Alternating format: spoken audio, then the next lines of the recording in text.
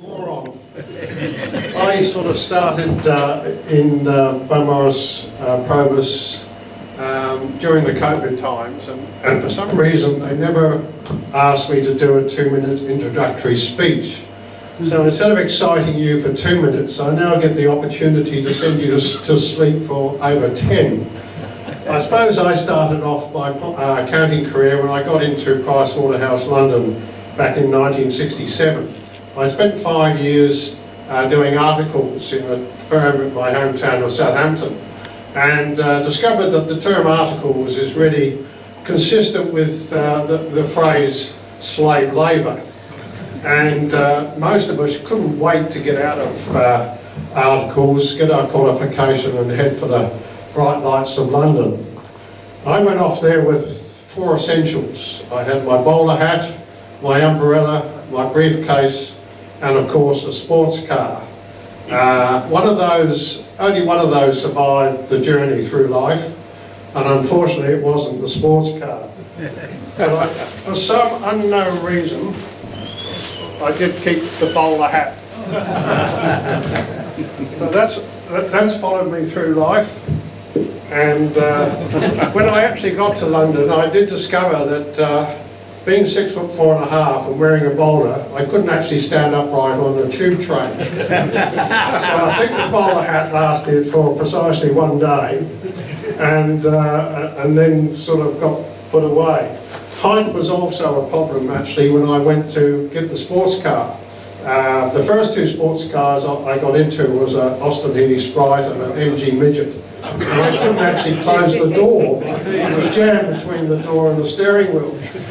And the only other one that my parents could afford for me was a Triumph Spitfire. So fortunately it fitted me like a glove. So Spitfire took me off to London. And there I quickly determined that I traded slave labour for hard labour. Pricewaterhouse got their money's worth. We were working 10 to 12 hours a day often. But we were young, we could work hard and play hard. And the play part came in a rather unusual source.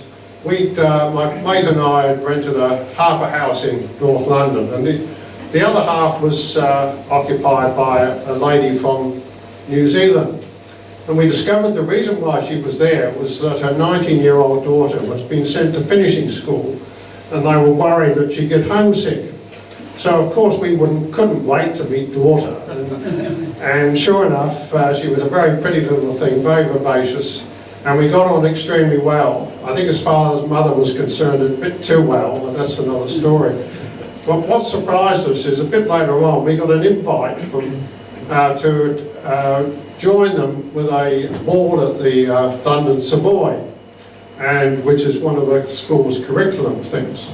And so we went off to this ball and had a wonderful night, great bands and everything, and it was very sad when shortly after both mother and daughter returned back to New Zealand because of a family bereavement. And it was even more surprising that we suddenly got another call from the school to ask us if we would accompany another 2 girls to a ball at Claridge's. We had become escorts, unpaid, but all expenses paid escorts. And we followed this up with a number of other things like garden parties, and we had a trip to the Polo down in Kent somewhere. And finally we were invited to take these 2 girls to a ball at the Dorchester to celebrate Prince Charles's birthday. I say finally because that's when I plotted my copybook. On returning a rather lovely South American beauty to the school afterwards, I sort of said farewell and then gave her a quick peck on the cheek. Well, she recalled in horror and disappeared into the school. We were never contacted again. I'd obviously done the wrong thing there. And so after that, you know, sort of, we were out of London society, so London became a bit dull, and I discovered that Pricewaterhouse actually liked the idea of you travelling anywhere in the world. They would send you, pay for you to go anywhere in the world where you could find a Pricewaterhouse office to take you, except to Australia. They had a view that if you could get to Australia for 10 quid, why should they pay? So that's how I became a £10 pom. I had a couple of mates in Perth, and I couldn't get into Perth office, it was only Melbourne or Sydney. I looked at a map, and I saw that Melbourne was just down the road from Perth. It's a bit like, you know, Bristol to London. And so Melbourne it was. So I came out to Melbourne and was treated very well. The office put me up into a hotel for the first 5 days that I arrived here. And it didn't take me long to work out how street smart Australians were. First day in the office, I met a lot of the local lads, and they said, we should celebrate your arrival and introduce you to Australian beer. So as soon as we finished, we were across the road to the pub, and a couple of rounds went in, and then I noticed quite a few of the patrons were buying 4 or 5 glasses and sticking them up on a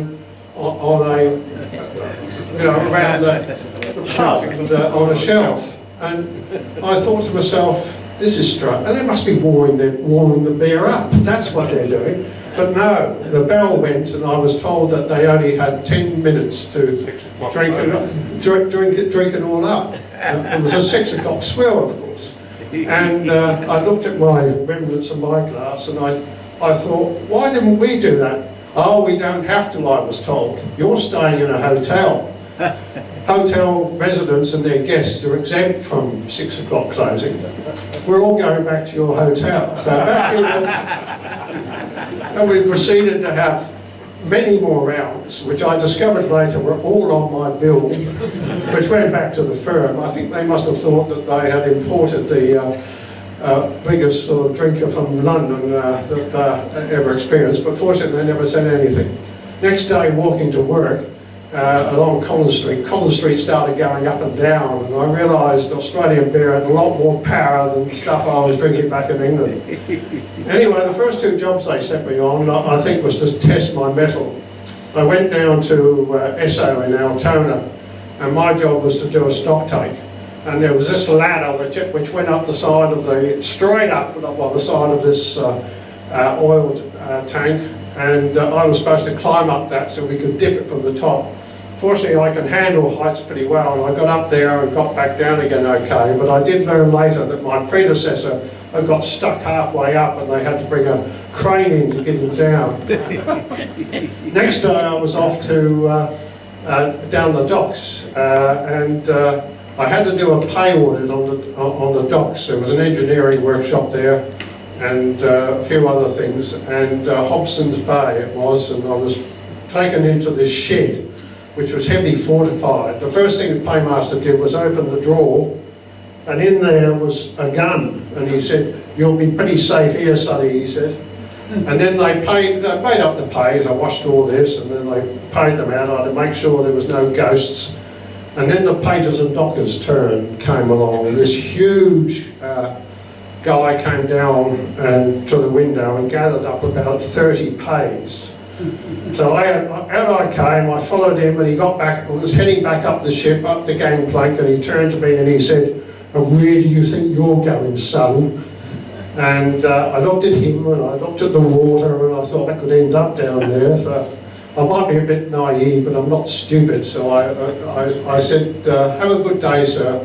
And off he went, and I left him to it. I have no idea how many ghosts there were on board that ship. We'll never know. Back in the office, I thought I'd better check to see what else they had in store for me. And it turned out that I had a lot of American clients. It didn't take me long to find out why. They all have December 31st year ends. So you're working like a dog at the end of December and all through January. Now Australians believe that's when you should be at the cricket or down the Morning's Peninsula on holiday. So it was left to the imports like me to do all this work.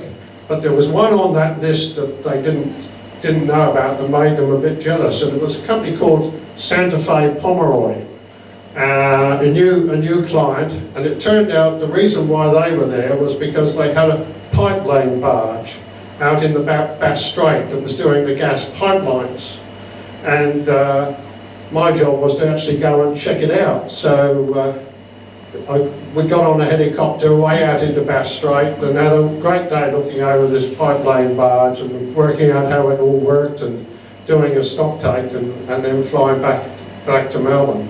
So, sort of, there was some good times doing that.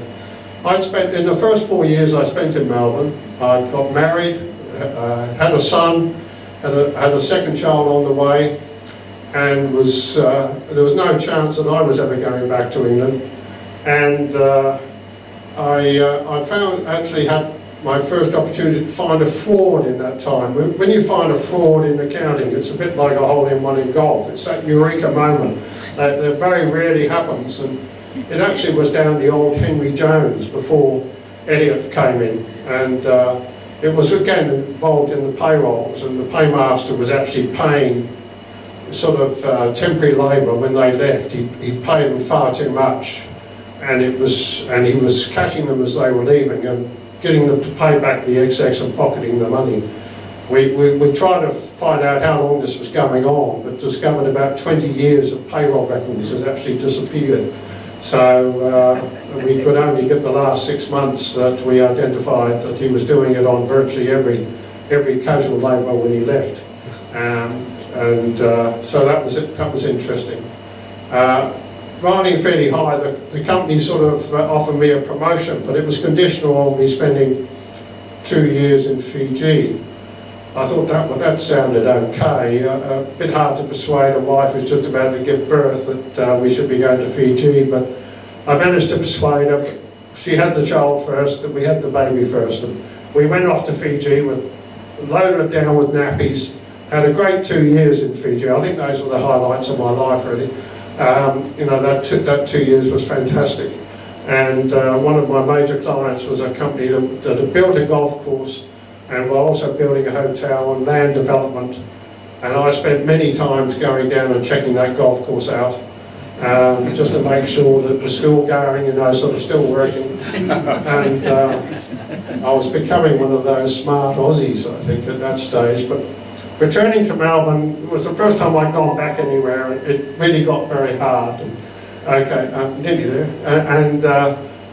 The only thing that happened to me at that time that was good was I joined Waverley JCs and met Winston Marsh, of all people, who's our guest speaker for today. So I remember some wonderful pool parties at his place. He's a great guy. So I'm looking forward to hearing what he's got to say today. I saw an ad to become a finance manager of a Colac dairying company, and I thought, time to get out of the rat race. So we went off to Colac, not a sporting Colac, little culture, but lots of sport. So a few good years there, mergers back in Melbourne, and had a good time building Bonlac Foods up to where it was a, sort of a $1 billion turnover company, helping to do that. Unfortunately, the New Zealanders took us over in the year 2000. The last thing the CEO did before he was sacked was to make us the dairy providers to the Olympic Games. So I spent the last 2 weeks of my working life at the Olympics, full-time working life, at the Olympics, entertaining the foreign guests and taking them to the various activities. The highlight for me was at Bondi Beach when watching the ladies' semi-final of the volleyball. I think that might say something about me, which is a bit sad. I still do part-time jobs, and at the moment I'm company secretary of a company that supplies product to the artificial insemination industry. I thought about spending my last 2 minutes telling you how we get the product out of the 100 or so bulls we have down in Camperdown, but perhaps that's a story we keep for another time. I think my time is up, so thank you very much.